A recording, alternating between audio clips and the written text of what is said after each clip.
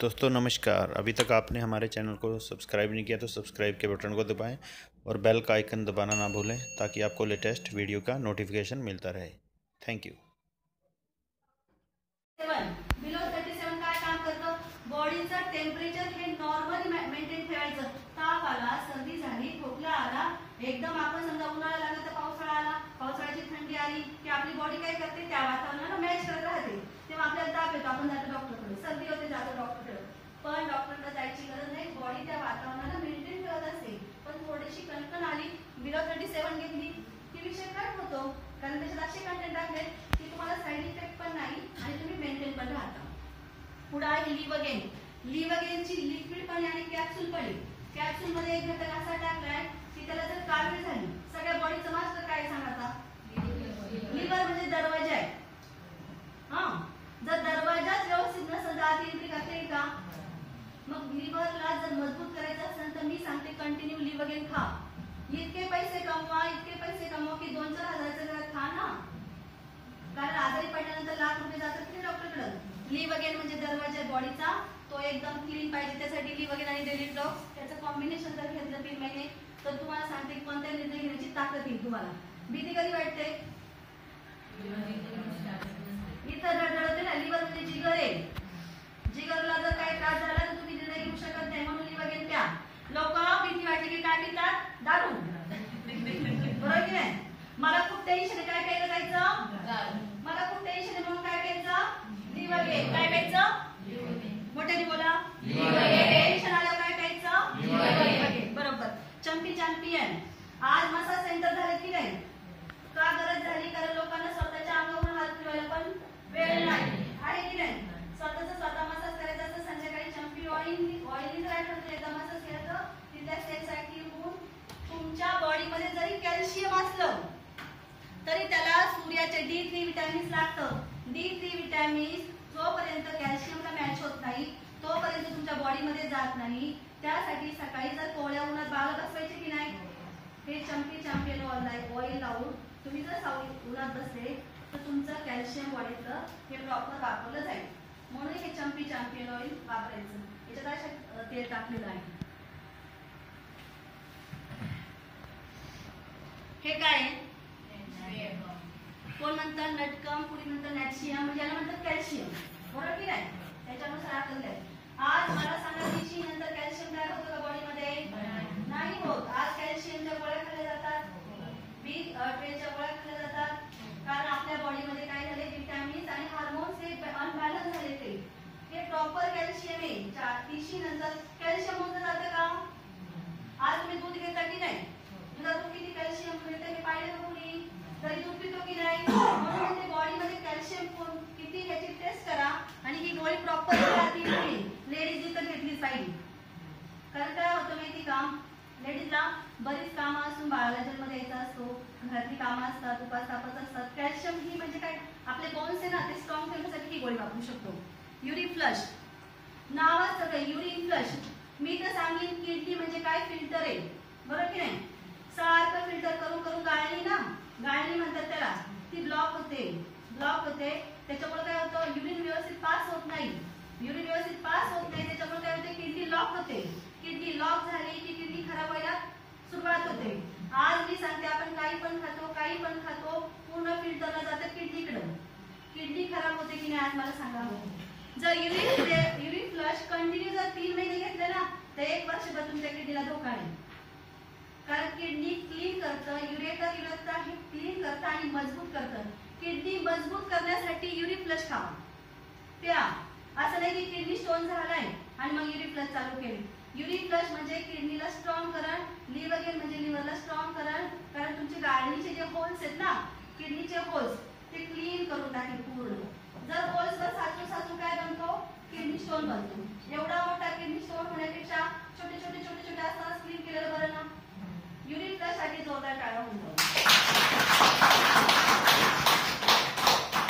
नंतर आहे feeling capsule. Fe म्हणजे काय? आयर्न. Fe म्हणजे आयर्न. आज बॉडीमध्ये हिमोग्लोबिन जर तुमचं वाहन आहे, हिमोग्लोबिन नसेल तर तुम्हाला एका दमात 4-5 आजार होऊ शकतात. जर तुमचं हिमोग्लोबिन 12च्या खाली आलं, 5 आलं, 6 आलं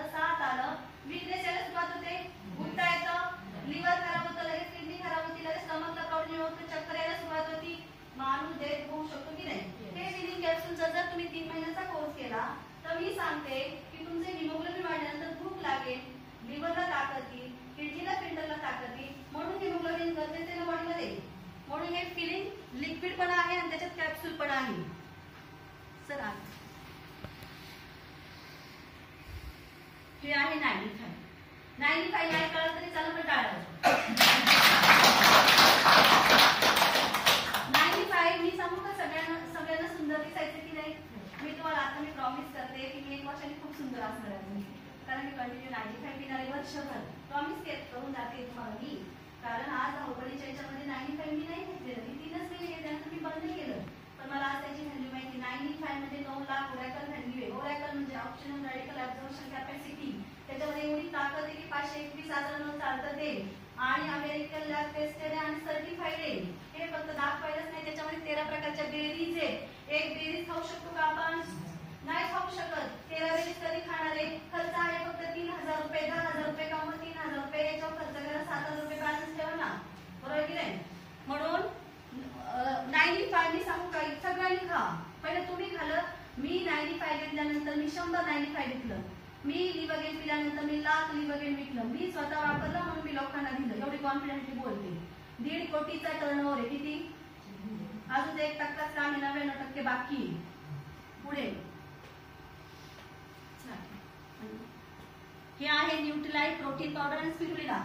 जे ऑन अँड ऑनचं दिसतंय ना, इथं दिलेले एलिमेंट्स आणि ऑन अँड ऑन, हे प्युअर न्यूट्रिशन आहे. न्यूट्रिशन आहे हे, आणि ते काय आहे? न्यूट्रिशन आणि एक तुमचं मेडिसिन पण आहे. हे न्यूट्रिशन आहे. एक न्यूट्रीलाइटचा डबा म्हणजे एका चमच्यामध्ये 1 सलाईनची ताकद आहे. 200 त्याच्यामध्ये गुणिले 500 केलं तर 1 सलाईन भरायला किती लागतं? 500 रुपये लागतात. तर एक या डब्याची किंमत पाहिजे किती? 1,00,000 रुपये. किती? 1,00,000. ते कॉन्सन्ट्रेट मध्ये 1 चमचामध्ये एवढं मोठा दुधात जर टाकलं तर तेवढी ताकद येते दिवसभराची. म्हणून पिलं पाहिजे की नाही? सगळ्यांनी पिलं पाहिजे ना. न्यूट्रीलाइट एकदम बेस्ट आहे. अगदी 1 वर्षापासून तर 100 वर्षापर्यंत सगळ्यांनी प्या. ही गरज आहे बॉडीची, कारण आपल्याला बाहेरून काहीच मिळत नाही पौष्टिक. पुढे आहे प्रोटीन पावडर. आज मार्केटमध्ये प्रोटीन का घ्यायला लागले लोक? पूर्ण बॉडी कशाने बनली आहे? प्रोटीननी बनली आहे. जर बॉडीला प्रोटीन्सच नसत, हजारो सेल्स तयार होतात, हजारो सेल्स मरतात. हे प्रोटीन पावडर का घ्यायचं? याच्यामध्ये 3 टाईपचे प्रोटीन्स असून 2 ब्राह्मी आणि आवळा पण टाकले. याच्यात काय टाकले? C vitamin. सी विटामिन बॉडीमध्ये खूप गरजेचं आहे. म्हणून हे प्रोटीन जरी घेतलं, न्यूट्रीलाइट आणि प्रोटीनचं जर कॉम्बिनेशन घेतलं ना, बॉडी पण बनते आणि हेल्दी पण दिसतो आपण, बरोबर? म्हणून हे प्रोटीन पावडर सगळ्यांनी खा. लेडीजनी तर खाच. पैसे कमवा आणि स्वतः खा आणि मग विका. पुढे आहे स्पिरुलिना. स्पिरुलिना काय काम करतं? स्पिरुलिना म्हणजे एका वेळचं जेवण आहे. जे नॉनव्हेज खात नाही, B6, B12 विटामिन्स फक्त नॉनव्हेज मधून मिळतं. आपण इथं कोण नॉनव्हेज खात नाही, बरोबर ना? जर नॉनव्हेज खाल्लं नाही तर B12 विटामिन्स मिळत नाही. तुम्ही नॉनव्हेज नका खाऊ. एका टायमाचा नॉनव्हेजचा खर्च याच्यापेक्षा कमी. म्हणून म्हणते की स्पिरुलिना जर खाल्ली तर तुम्हाला सगळ्या टाईपचे विटामिन्स आणि सगळ्या टाईपचं जेवण भेटत असं, तर स्पिरुलिना खाल्ली पाहिजे की नाही? मला प्रॉमिस करा, कोण कोण स्पिरुलिना खाईल? हात वर करा. आणि विघ्नहर्ता मंदिराच्या जवळ आपण गणपतीच्या, जे बोलाल तेच होईल. नाही खाल्लं तर पाप लागेल ना.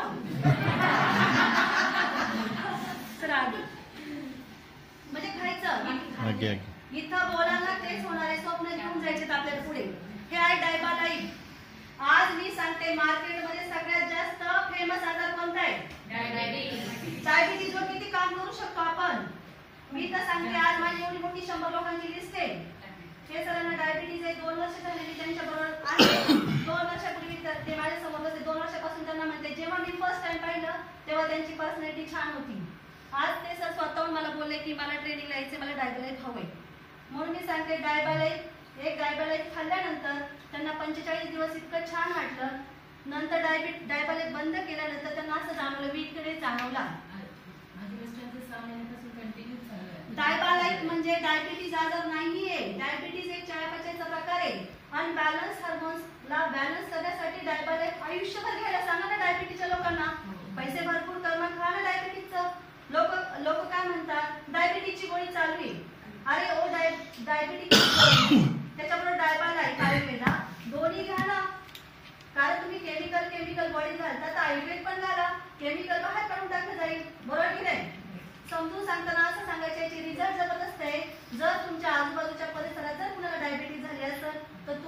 होऊ शकते, कारण त्याच मातीत राहतो, तेच पाणी पितो. म्हणून म्हणते केअर घेण्यासाठी आधी प्रॉडक्ट खा, बरोबर की नाही. डायबिटीज हा मानसिक तणावामुळे होतोय, त्याच्यामुळे आपल्याला कोणती गोळी आहे? सगळ्या गोळ्या आहेत. त्याच्यामुळे कसे आधीच त्या गोळ्या खा म्हणजे डायबिटीज पर्यंत पोहोचायचं नाही.